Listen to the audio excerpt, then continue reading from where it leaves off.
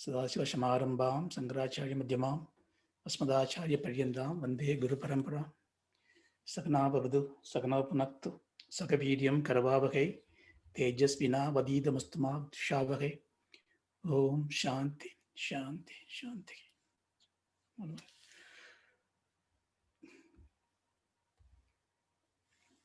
Vasudevendra Yogindram, Natva Jnana Pratam Gurum, Mumukshunam Hidarthaya, Tattva Bodha Abhidiyate. Good morning. So we are in the 17th session of the Tattva Bodha. We are laboring a point a little bit in detail. The only reason for me to do that is this is very important part of the Vedanta. Not sure that we will have the opportunity to continue, read beyond the Tattva Bodha. That's the reason I wanted to give you a bit of a fundamental in Vedanta, which is going to repeat every time. When we go to Bhagavad Gita, chapter 13, 14, you will see that it is coming more and more. So bear with me. So the Shishya asked the question, so to just recite this part. Atma tahikaha Sachidananda Swarupaha Satkim Kalatrayepi Tishtadu Adi Sat Chitkim Jnana Swarupaha Anandaha Kaha Sukswarupaha Sukaswarupaha, sorry. Evam Sachidananda Swarupam Satmanam Vijaniyat. So we are discussing the answer to the question that the teacher has given. This time he has given a very positive response, giving the Swarupa Lakshanam of the Atma. I just wanted to have the context because I received a couple of questions, and without paraphrasing exactly, the question came on this first line. So we said that to help us study this, we take the sentences from Taittiriya Upanishad. Om Brahmavit apnoti param tavesh bhiktaha satyam jnanam anantam brahma yo veda nigitam guhayam paramevyo shoshnude sarvan kamasnaha brahmana vibhishchittedi. So by knowing the Brahman, okay, for all our purposes, Brahman here is Atma, the fulfillment, the goal. Just by knowing it, we achieve that. So how is that just by knowledge we can achieve it? That's one part of the question. The other more interesting question is that why are we laboring all these things? I mean, right now I know myself as somebody like this body, mind, intellectual complex. It is good enough for me to transact in this world. So I would rather spend my time and energy in making this transactional life more profitable, enjoyable, and pleasant. Of course, this is our essential goal in this world today. And this identity is fine. And why I have to really discard all this identity and really find something else, however truth that could be? What is the point of that? So I think that is a very interesting question because, in the Vedanta, there's something called a Purva Pakshi. Purva Pakshi is one who asks questions, not just an emotional question, but a very intellectually reverential questions, which provokes the teacher to think through. So those kinds of questions are actually taken actively and responded back. So I just wanted to take this as a Purva Paksha, where why we have to really discard this identity that I have, which is useful for me. After all, I go to the job and I go to different sites in my office, and I just show my badge. My security system allows me, my doors open, everything is done. I have an identity, so why not? It's good enough. So we'll answer this before we go into the text proper. The first question is very simple. How can you get something just by knowing it?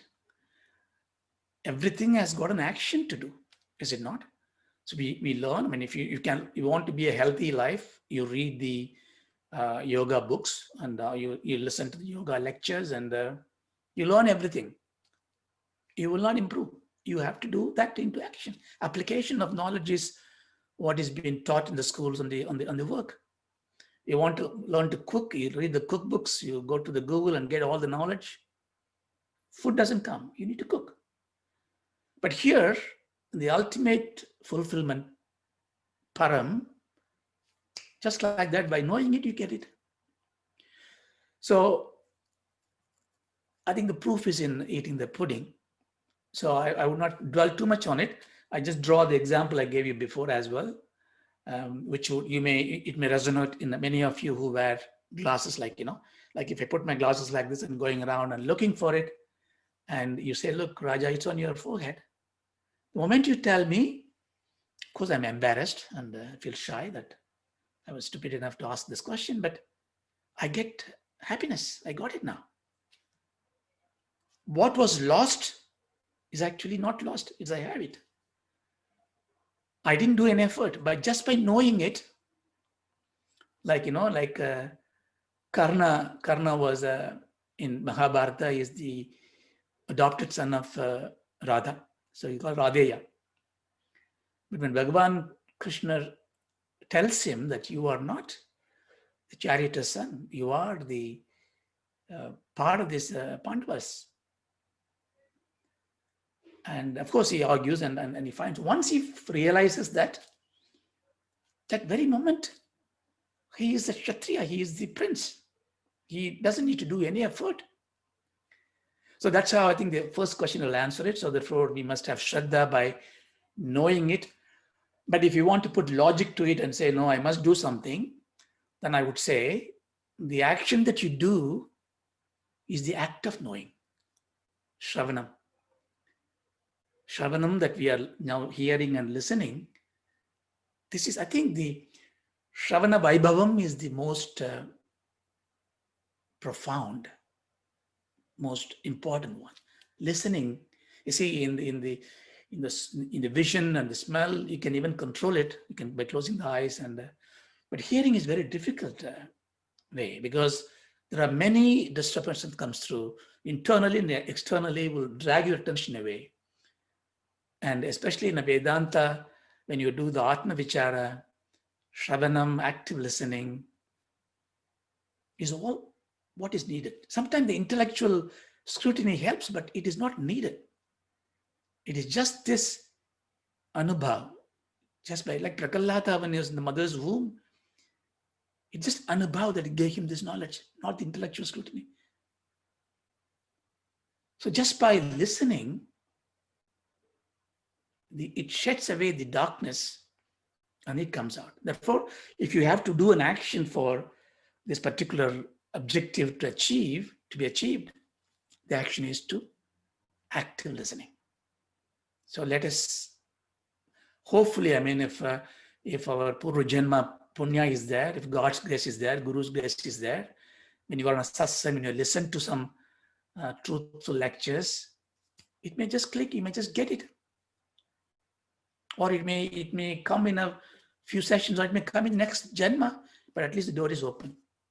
You see, this is not a knowledge people seek, in a 99% of the population, no. We want to live in this world, therefore there are problems defined, objectified, and if there is a supreme power, let the supreme power give me the ways to deal with this. Therefore, if they say, okay, if you do this mantra, if this puja, if this kind of rituals, or there is a Saturn in this 8th house and Guru is getting into the, Guru Buddhi is going in a Vakram, so you do this parikaram, then we do that. And you'll see the crowd there. I'm not saying those things are wrong. That's where our mind is very attracted to, because there it is like, I want to hold the badge of my employment. I want to enjoy. That leads to the second question, which is a very interesting question, that why can't I just keep the identity? Of course we can, as 99% of the people do. We are fortunate enough in the 1% where we want to spend at least Sunday mornings to think, what is my true identity? So I'll just draw back what we discussed in essence so that you know we are not wasting time. You see, when you look with your identity and look for things in the world, you get pleasure, you get pain, sukham and dukkham. It's not like, you buy one, get one free, like that. The moment we had embodiment come to this world to enjoy this Bhogatma, there is a tag attached, free sticker, that you get grief. Every happiness has got a grief. So therefore, when we have the desire to see a state where I don't need to have this grief, I have to be at peace at all my experiences. When you have the desire, then the desire requires you to shift the focus of your identity. That's a rule. That's a medicine. Like if you go to the doctor, I'm sick, they say, okay, eat this aspirin first. You can't question, you have to eat. So you have to really, that means somehow the identity that I have, that I am this body, this person, this person Raja, this individual, if that is the cause of my imbalance in life, I want to know why. I want a proof for it before I spend my time. And because we want to have proof for everything, and Vedanta is proof-based study, and therefore we take very simple examples so that you understand the step. You remember that Arundhati Jnanam, you take one step at a time. Knowing very well the step that you've taken may be discarded, like a pole vault, you use the stick, which helps you to rise high, then you drop it. You don't need the stick anymore. Like that, we are going to discard something we learned, so that don't report to me that I say something differently after some time. But it is good now to know. So there must be a state where this identity is not there. I lose my badge, I get freedom. So you all know by now what example I'm going to say. That is the sushupti, the deep sleep. Because that is one state which is given to everyone free of charge by the grace of God. Sleep is the grace of God. It is given to us so that the torture of the daily life with our false identity, by which we laden so much of problems on our heart and mind, God says, okay, unlad those things on my lap, you sleep. So if you take that part, you're deep sleep, not the dream sleep, even the deep sleep, you don't have any identity. You lost your identity with this aham. There is no fear, no desire, no grief, no pleasure, no sensations. Sukham, anandam. Nobody will say, I don't want to sleep. Why do you say that? Because you enjoy something, that's the reason you want to go back to that one. Okay, you get up in the morning, you are fresh now, I had a good sleep, thank you very much. Now I go and make this challenge in the world. You go out, maybe you can do 1 day, 2 days, then you long for the sleep. If you don't have something interesting for you, you will never have a desire to go to sleep. Because that is where you find peace. I'm not glorifying sleep is everything, but this is the example that God has given to us so that we can know by day and day out, I'm playing a trick on you, I've given you a false identity, turn around the badge and tell you that you are different.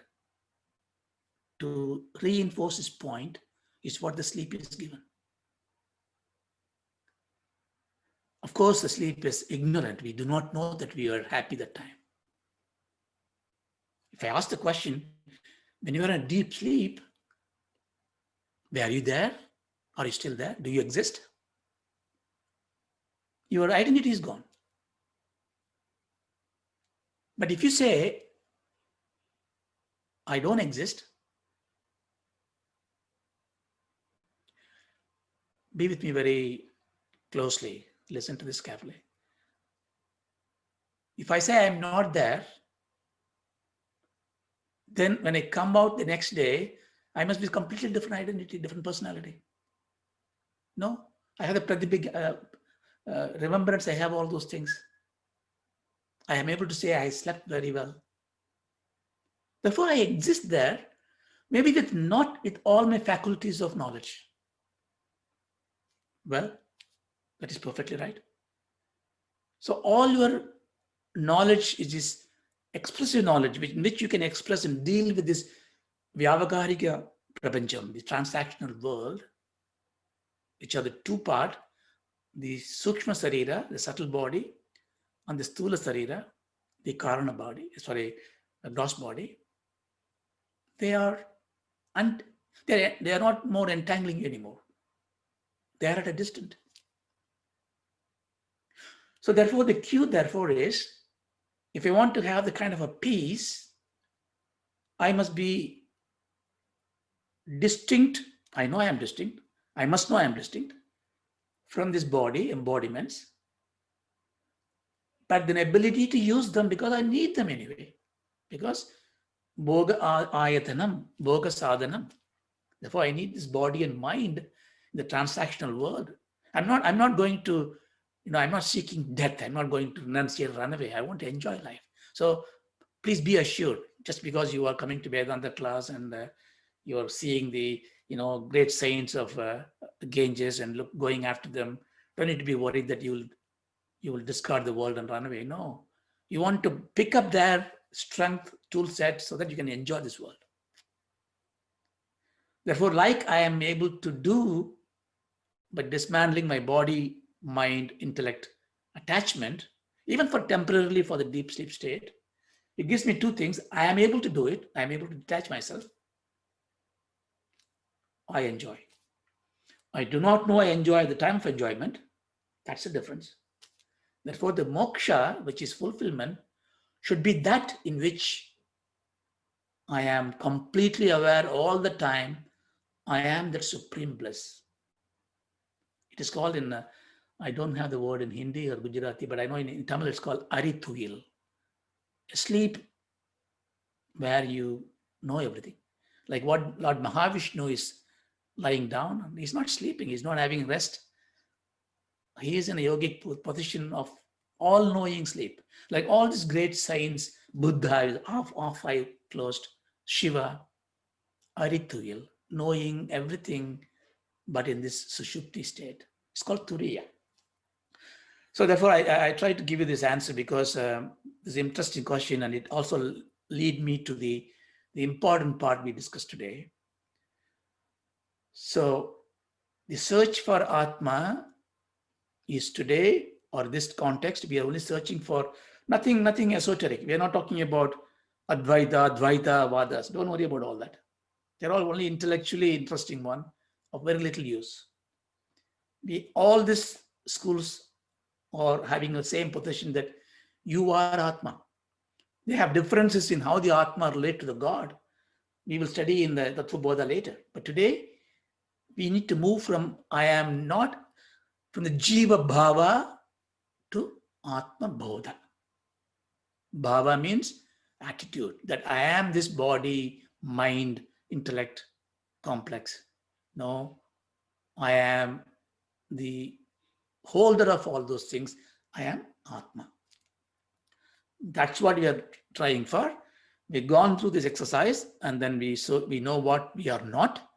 Then we talked about the Swarupa Lakshana. So that's a summary I wanted to give you. I know I didn't answer one of the questions directly, but we'll cover it. See, I like to do, like what the great gurus do. You should follow that, especially Bhagavan Ramana. In a certain way, even Vivekananda as well. When you ask a question and they are so good, so merciful, When I give an answer to you, then you get what you want. I take away the pleasure of you knowing it.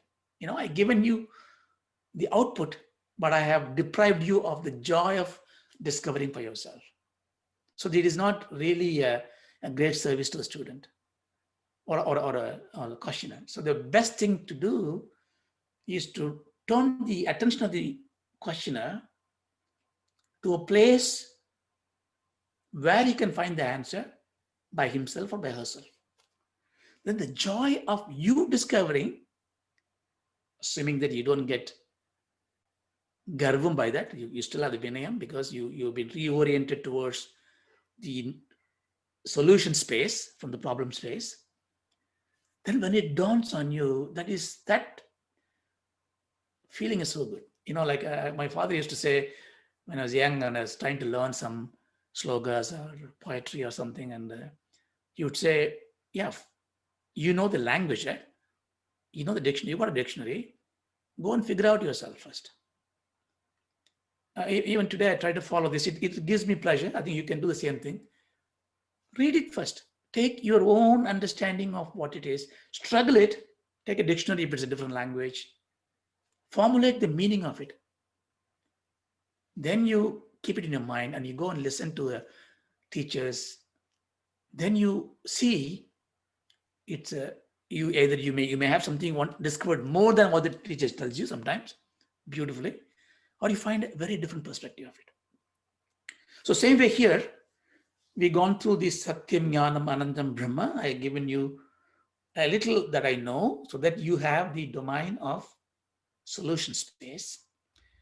And we split into three parts: Satyam Brahma, Jnanam Brahma, Anantam Brahma. Three words, three phrases. Then we had some tool sets because we are going to do the Pathartham, because when the meaning is taken, see, Yadhartham means taking things as it is. Vachyartham, Mukhyartham. But sometimes I think today is very important to understand, because today we are talking about Chaitanyam, consciousness, which is all about making the other two well qualified. What are the other two? Satyam Brahma, Anantam Brahma. So just remember, I'm not going to go back into the thing that we discussed, Lakshanam and Vakyartham and Tattvartham. So we've gone through all that. And we took the Anantam as first one. Anantam means Anantam, unlimited. Then we saw unlimited in three vectors. Time unlimited. That means it is there beyond time. It can exist at all times. Eternal, beyond time. Not ephemeral, permanent. See, whenever this is heard, maybe with some fear, but with some glory and pride, you must rejoice, because this is not talking about, if you are listening to this is about some supreme God sitting somewhere. It is no good.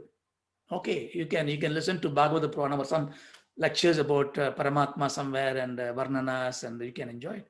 No, Vedanta is telling you about you, about you, about us.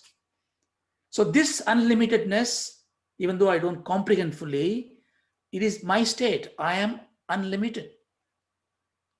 But I am not in all the time. I got a start date and 11 end date.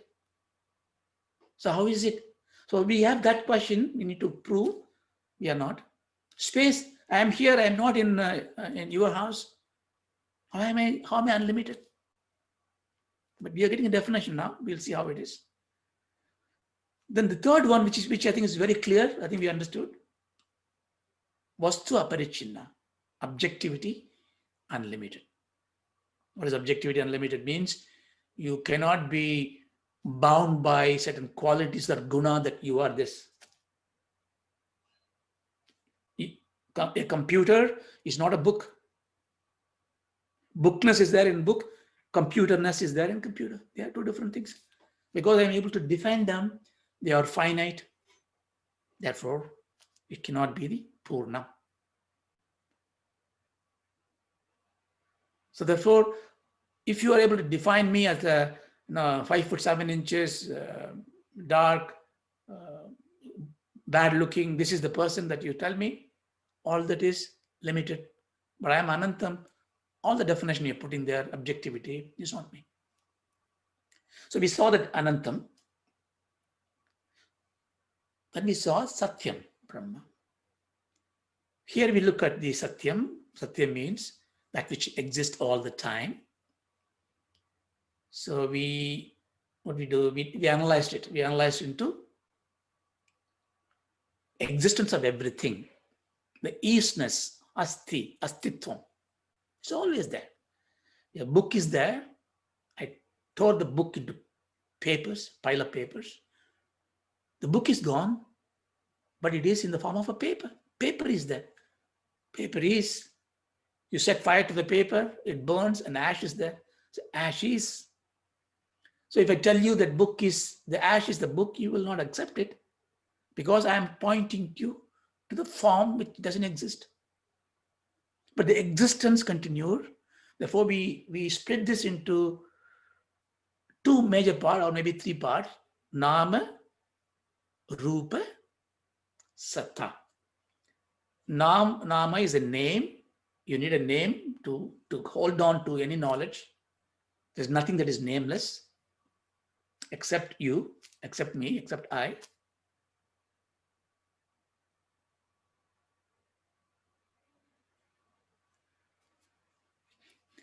Sorry, Rupam is the form.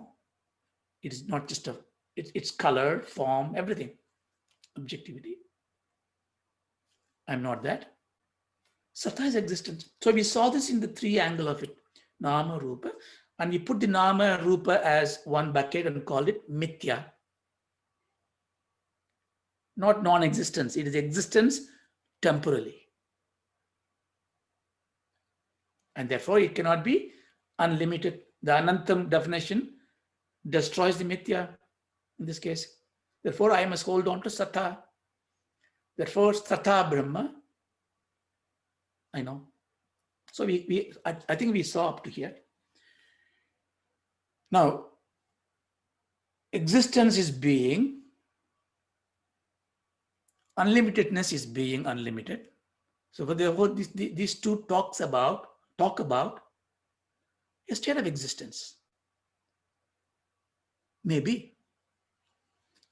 But they do not make any sense unless I know about them, is it not?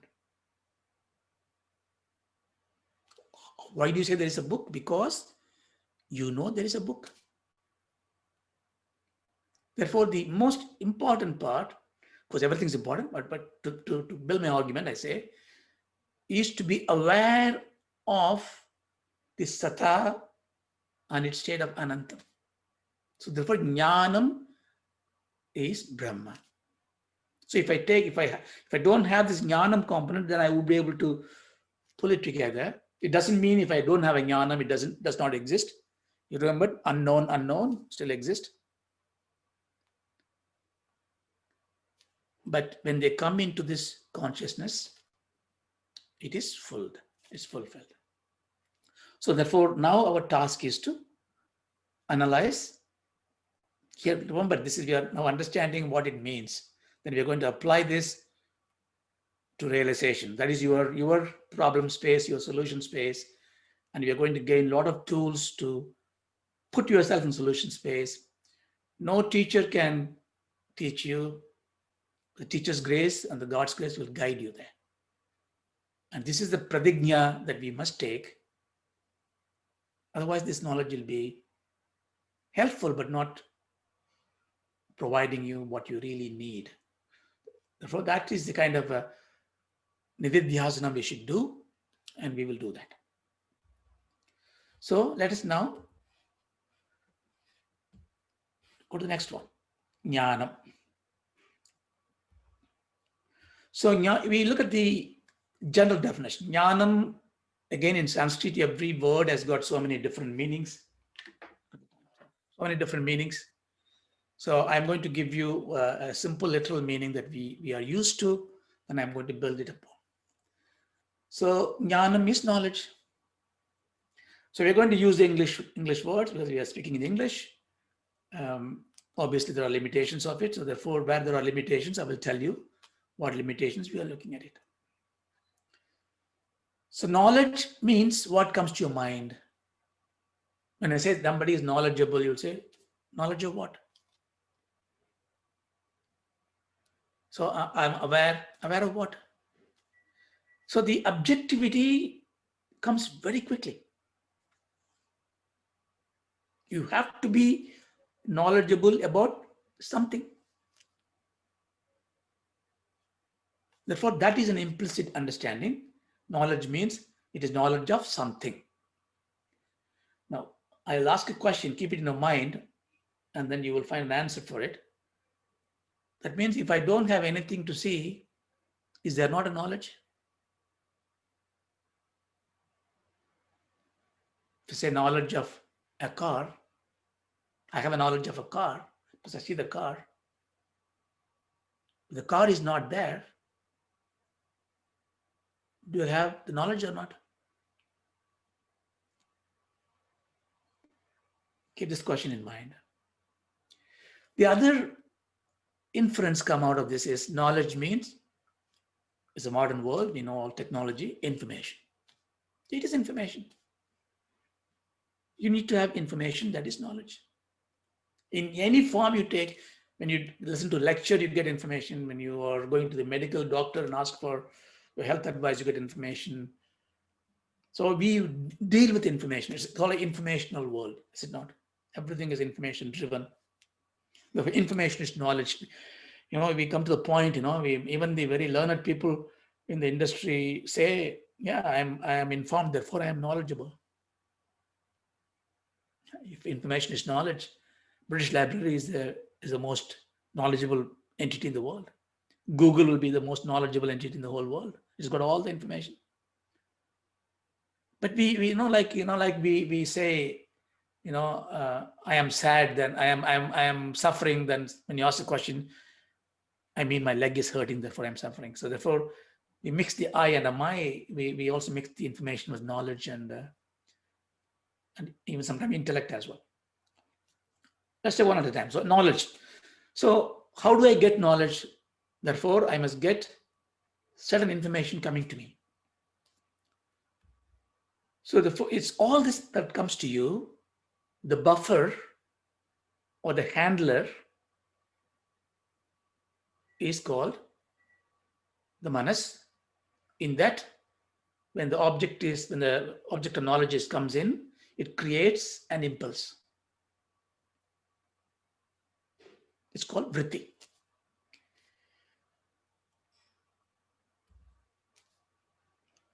How does it come? When the postman drops into my post box something, there's a thud noise happens in my porch, then I know something has arrived. I go and pick it up. So there is a kind of a entry point, an input point that comes in. So the first, foremost information that comes to us is perception. So we have the pramana, your eyes and ears, and the 5 pancha pramana we have. They bring sensory inputs, and these are called perception. I think when I say these are called perception in the in a medical science or neuroscience or in the general science, we say it's sensory perception that comes in. It is knowledge. And there is a kind of a decoding happens, and we don't understand how the decoding happens. We think how the decoding happens because we know the input, we know the output, and we think it's how it may decoding it. And the biochemist will look at the decoding happens in terms of biosignals or a protein modification or things like that. But they all agree something is happening, and therefore the input leads to this output. The output is measured in terms of sensory responses, and you have devices to check in your brain that happens. And the mind is a taboo in science. I mean, some part of the scientists now turning around, and there is a kind of a war going on, mind and consciousness. But they use this word as a placeholder. But in the mind in English is a all-encompassing one. So I'm going to use the word manas so that we are dissecting everything. Because our definition cannot be imprecise in Vedanta. Of course, don't get me wrong, science is precise, but precise to the point of their knowledge domain. So they precisely define to the domain that they're working on. You cannot apply it elsewhere. So perception is the next one. The second one is what science calls it cognition. Cognition is what, it is not coming from the external input. Like I got a postman dropped and it is a TV license. My mind now thinks, should I pay the license fee or not? Should I pay this way or not, that way? The trigger may be the perception, the external sensory input. My thoughts come in, they follow. Or even there is no trigger at all, I suddenly think of my dad, of my loved ones. It's called from samskaras driven. It's called cognition. Simply thoughts. So there are two inputs, these two. There's a third one, which is very difficult for science to accept it for many, many years. And then late 30s and 40s, it became the psychological importance is there. And the sciences came in, and then emotion becomes an important part of health conditions, good being, your personality, the way that you react. Because it's not, why the society is interested in you being happy. Of course, there is a kind of a holistic nature. But if individuals are not happy, the family is not happy, society breaks down. So it's kind of a societal impact. Therefore, that's the reason why, we have this wonderful NHS serving, we do volunteers, we take care of everybody else. Because everybody have to be emotionally well, could be. It is also a knowledge-based one, because there is an element of knowledge comes in there. And when you want to find a cure, and then because we want to have a cure for scientific cure for everything else, and we match these days, there is no total medication for anything, COVID-19, they look at the particular, forgive me for all those professionals there, and I'm just giving an example to make my point. We look for the best fit, is look for how to couple with this virus so that it locks into it and then you turn it around and destroy it, which may be the right thing to do. But at some stage they will think about why it at all came. And then you go for the fundamentals of science. So like that, here we define into perception, cognition, and emotions are the three important pillars that gives you knowledge by which our whole world is created. Because what is your world? What is today for you? This morning when you get up and you saw the WhatsApp message and it upsets you, and your whole perception changed. Even when you're sitting in the class, you may say, fine, but mind is not in this. That message really upset me. Your world is different. Or cognition, if something comes out, you think about your loved ones, and it really gave you such a joy.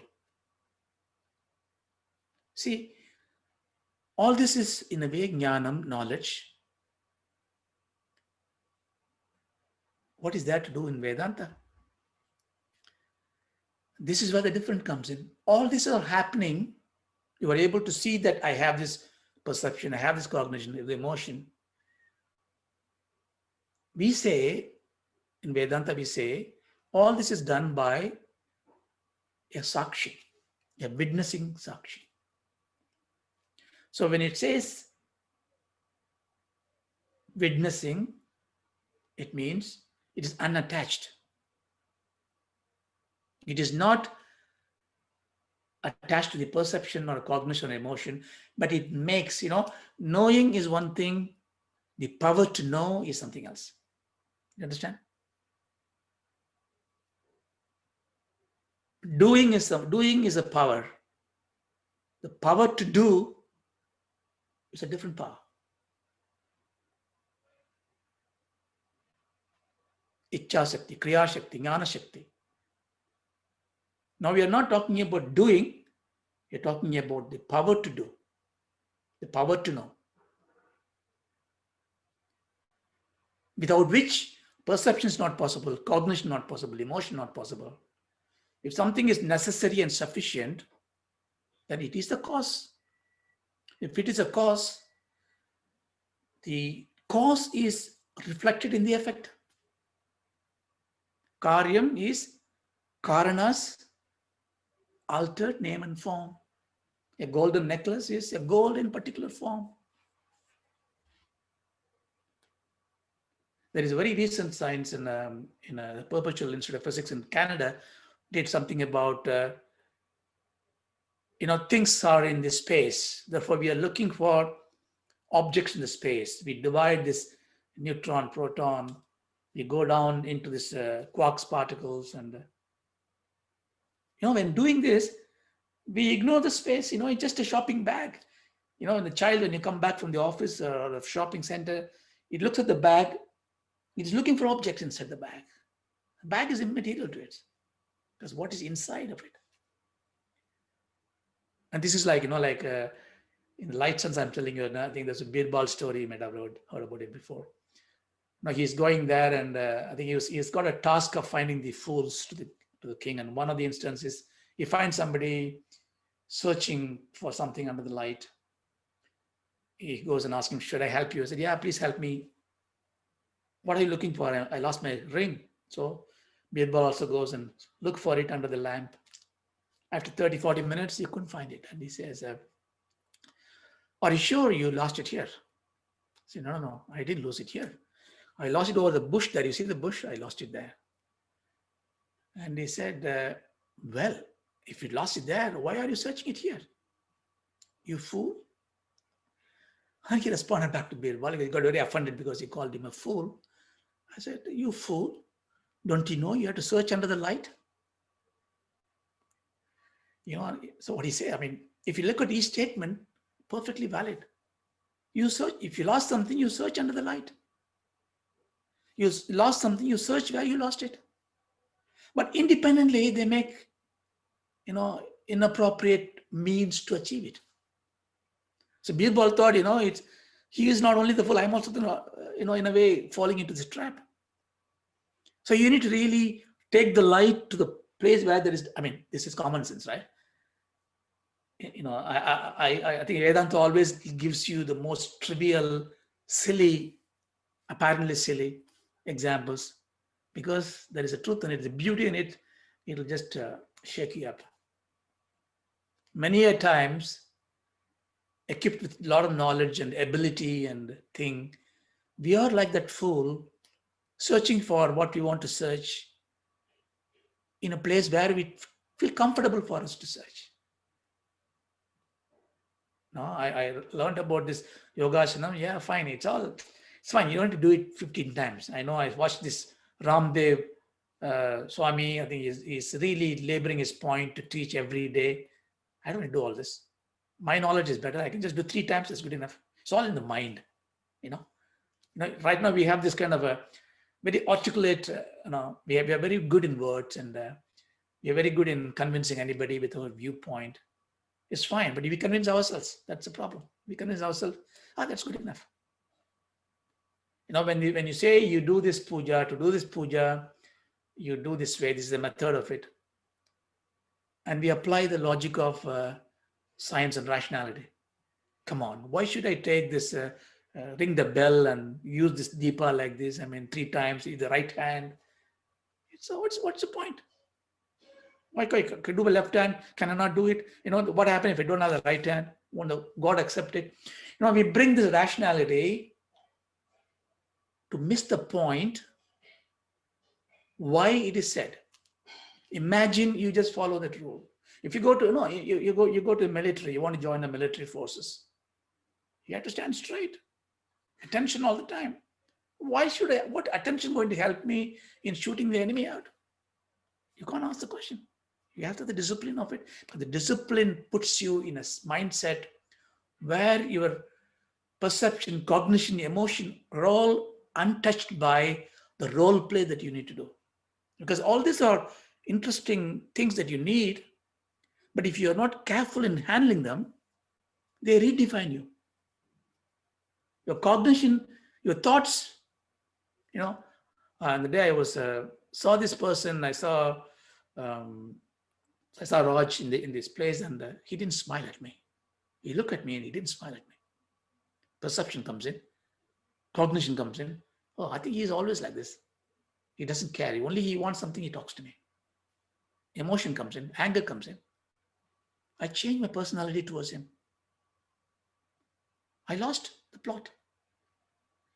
I took this kind of example, start from 6 o'clock when you get up in the bed until we go. We build these things driven by this. This is not knowledge. Knowledge is something which makes you prosper.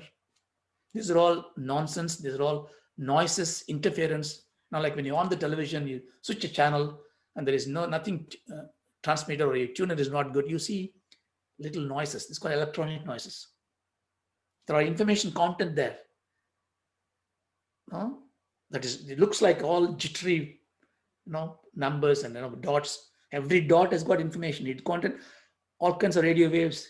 We don't have the tuner to tune it. When you put a skybox on, it tunes it. It brings out something else. If you don't tune it well, information is garbage. Knowledge is garbage. Therefore, knowledge cannot be the jnanam as it is. You know what I'm saying? Knowledge is important, but knowledge alone is not important. You need to have a dispassionate viewer of this knowledge. And if he's also enabler of the knowledge, then that is something which is going to be the jnana. So therefore, we apply the same rule of sattva. The consciousness, we say, I think it's a big subject. We need a lot of time to discuss it. I think we got only 10 minutes. So I touch upon this briefly. In every science, in anything, the mind's subject to experience is consciousness. It's a medical science will say, very good definition. So whenever we talk about consciousness in Vedanta, we are not talking about the consciousness that the medics or these on the physical sciences, physiological sciences uses. So we use a very different term. We are going to use a word called Chaitanya. There was a professor called David Chalmers. Chalmers in 1996 coined a beautiful phrase. Now he's kind of a leather jacket, jeans, long hair kind of a guy. He was in, I think it's in Detroit or Chicago, I don't remember. I had to recall that one. So he gave a paper, presented a paper when everybody was talking about consciousness. In those days, scientists in 90s, people don't want to associate with consciousness. Because, it's kind of a wacky science, and you will not get Nobel Prize if you write a paper on it, because the medical community will just harass you, throws you out. So there are many attended that one with certain reluctance, and the coffee break has come because it's almost sleepy because so much to talk about something intangible. Then after the coffee break, this David Chalmers comes up and he talks about consciousness, and he coined this phrase called hard problem. So what is a hard problem? Hard problem is, how come you have a subjective experience of physical space? You cannot call it intellect, intelligence, awareness, anything, because it gives subjective experience of it. And why it is a hard problem? Any problem is solvable, right? Because you will know that, okay, this is the problem, it's calculus, so therefore I apply this, this Laplace transformation or whatever. You have a tool set. It's a physics, therefore I take this laboratory equipment, and so you have a solution steps. But if you have a problem for which there is no solution steps, how do I approach this problem? That's called a hard problem. How can you put together a piece of inert stuff and a good subject experience? So hard problem has been taken as a good phrase. Of course, he was ridiculed for it. I think now it becomes a very fashionable phrase. And 2 years back, UCL wrote a paper and said, "Oh, heart problem is solved." And they come with what's called the information theory. People who said they solved this heart problem, they took the information part of knowledge as everything. Take computer, for example. Take calculator. Yeah, simple calculator. 8 times 2, 16. You can do a calculator can do. Some long numbers you give, you take time to do it. It'll do in a minute. It computes it. It takes information. It's not just taking information. It processes it, gives you the result. Search for anything, Google, press the button, just like that come out. But do you call, if somebody calls a calculator intelligent? No, but you are intelligent. Why is that? Which means the computational power cannot be intelligent. Well, then their words came in because so I am also from the same industry many years back, so that they said, no. We can have an artificial intelligence, AI. It was in 1980s, come back now. We can do whatever the brain can do, right? What can you do? I can perceive, I can take things, I can store things, I can analyze things, I can process things, speed up things, right? All these are processing the information, storing, processing information. Then what do you do? Well, I am now AI, I'm machine learning, I do so many things. What I can do now is I can also create new data. Like you create new thoughts, I can create new data. I take this data, I do some algorithms, I take the blood pressure, palpitation of this heart, and so on and so forth. Therefore, I synthesize a new data that this is what it is. I create a new data. So you create insentient data, an insentient thing can create insentient data. Like, for example, I tell you, can I help you? So all your Alexa and Google thing will take it up and give an answer to me because I asked for help. But you will see it differently. So when I say, oh, can I help you? You may take, Raja is asking whether he can help me. He's so kind and compassionate. You'll say, yes, Raja, help me.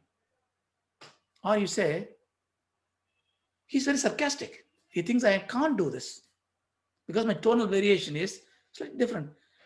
Hey, can I help you? And you say, he's sarcastic. See, you can get the feeling of what is being said. It's not just the sensory driven emotional consequences, but it is more subtler than this.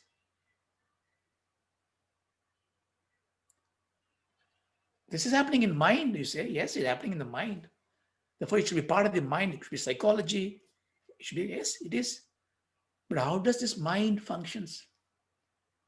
And even a deep sleep, even a schizophrenic will be just completely fine. There is a case again about, what about people in coma? Are they conscious or not? It's very difficult to do. So it's there was an experiment they have what's called a functional MRI. They have an MRI scan they do the EEG, and they find that, you see, who is in coma, vegetative state, who cannot respond to stimuli. Is that person not conscious? So medical will say something like wakeful unawareness or something. A lot of bombastic terms will be there. Because they would never accept consciousness is some entity outside the mind. Even the mind is all thing a part of the brain. You can say, look, why are you saying all this complicated argument? If the table is a table doesn't exist by itself. I cut all these legs on the top, there's no table. It's an assembly of parts becomes a new entity. Therefore, assembly of body, mind, everything becomes a person. So when you dissect all this, nothing exists, emptiness, sunyam. That Purva we have to answer, because no, this example is no, when you argue, the example should be appropriate to the context. When you take a table as the example to Jiva, it's incorrect because table is inert. You must take a sentient object. A living bird you can take, a dog you can take. When the dog is dead, you don't say, dog's body is there. So there is a kind of a separation from identity. This inseparability between information and identity is a problem in science, because they bring down to the information. If I have the information from this, the information is, see, the information and meaning are not one and the same. Of course, we attach meaning to this because by practice, we know every word has got a meaning. They're inseparable. Even Kalidasa quotes to Lord Shiva and Parvati. I forgot the slogan. Yeah, like a vakya and artha. You are like both like a vakyam and the meaning, the word and the meaning. We always bless people, when you are married people, so live like the word and the meaning, inseparable. But we dissect in Vedanta. They are not inseparable by nature. You attach meaning to it. A Chinese language word, if I see in front of me, it has no meaning to me. Even a computer, if you take a computer, it gives all the meaningful thing. If you ask the system programmer, he attach a value of 1 and 0 to some electric pulses, and then he collects these bits and then give a meaning to it. So there is an architect, a designer, who attach meaning to the input impulses. Therefore, this kind of a mindset that information theory, information is inseparable, so therefore what they do, they put electrodes, do EEG, test your brain activity. So before the awareness, they say something like 320 milliseconds before you are aware, brain is acting. That means even before the awareness, brain knows something going to be aware. So therefore, they register the signals. Therefore, consciousness is just a piece of electronic signals in the brain at an information level. But ask the question, who created the activity in the brain? You got an EEG recording. How does that impulse happen in the thing? So I think I have to stop it there, I think. Okay. Let me just bring to a conclusion. If I can give me 5 minutes, I will come to some conclusion here. So I just dragged a bit outside of it. But it is important to understand, because the inquisitive in you who wants to have a very good understanding of it will think about it in more detail. This kind of a signal-based processing of the brain, I think they call it a neural correlation. Neural correlation is that anything you do outside, and if you see the signal there, the brain, therefore they say this signal result to this one. Okay, then you take a dead brain and create that signal electrically. Do you get emotions out of it? You can see the EEG working. So there is something incognoscible, impassable. You cannot penetrate this. That is the knower. It is subjective. Therefore, everything else, information is information. So form is there. Information is in form. There is a form. There is a mithya. We already see in the satta case, name and form is mithya. The same thing can be, we saw that in why do we go for the tattvartha, lakshyartha instead of mukhyartha? Because the form is not giving the meaning we want. So form is changeable. Therefore, what I'm laboring is the knowledge, the jnanam Brahma is not the product of knowing what you get is Brahma. It is not the knowledge of God is jnanam. Knowledge of Veda is not jnanam. Knowledge of everything is not jnanam. They are information. The jnanam is removed of just a knowledge, just being the knower. Called Chaitanya. See, I'll say one example. So if I know the car, And or if you know the street and somebody's asking you at the end of the street, can you show the person who can guide me? He said, both are the person sitting there, he is a knower. You point to me. Knower of what? Knower of what the guy wants to know. So I am the knower. I got a name called knower. Knower of what? The thing that you want to know.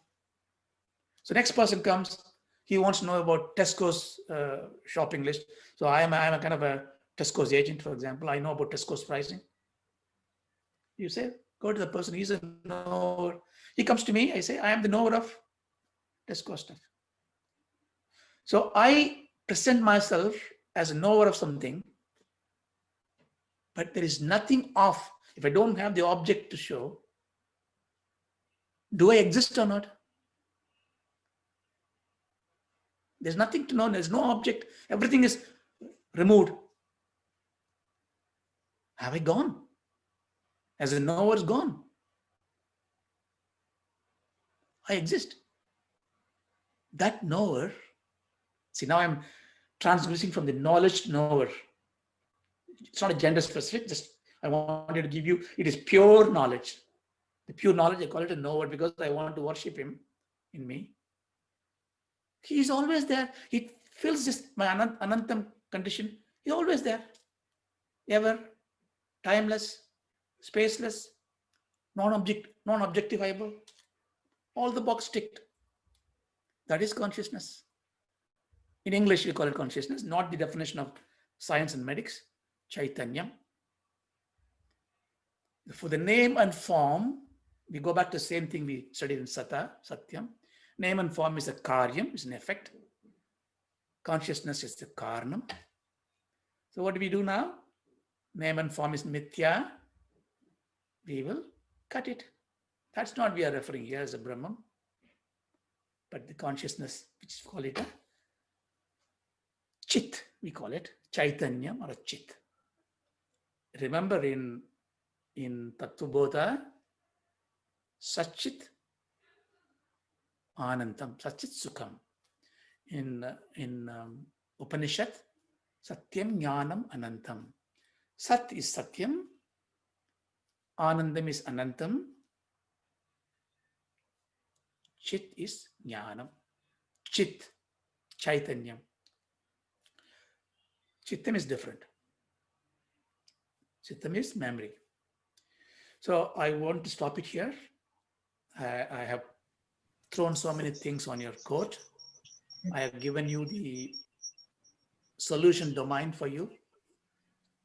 So we also got a lot of words. If you didn't understand anything, doesn't matter. Because the very reason you listen to, it is seeded in your fertile heart. It will blossom. If you do understand something, then what you have to pursue is that, take these three words, Satyam, Jnanam, Anantam. All these three words defines you. This is not in my employment badge. It only has some numbers and photos. Throw it away. It's not my body, it's my mind.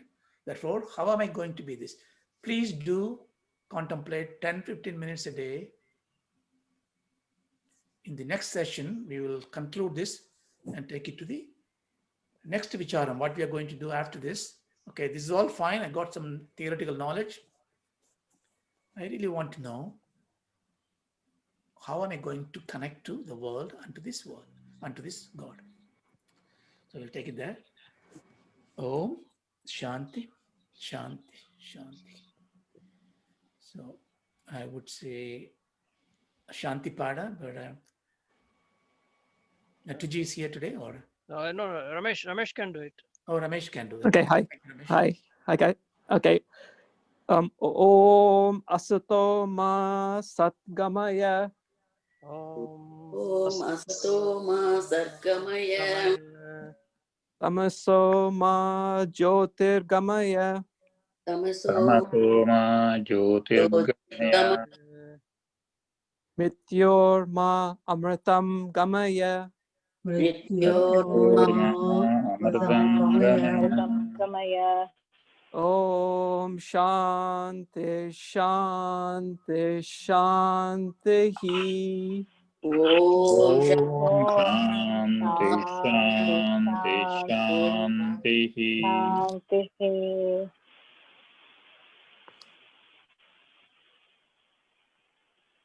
So the Thank camera you. working, unfortunately. Thank you. So you Thank can't you see. all. Okay, thank you very much.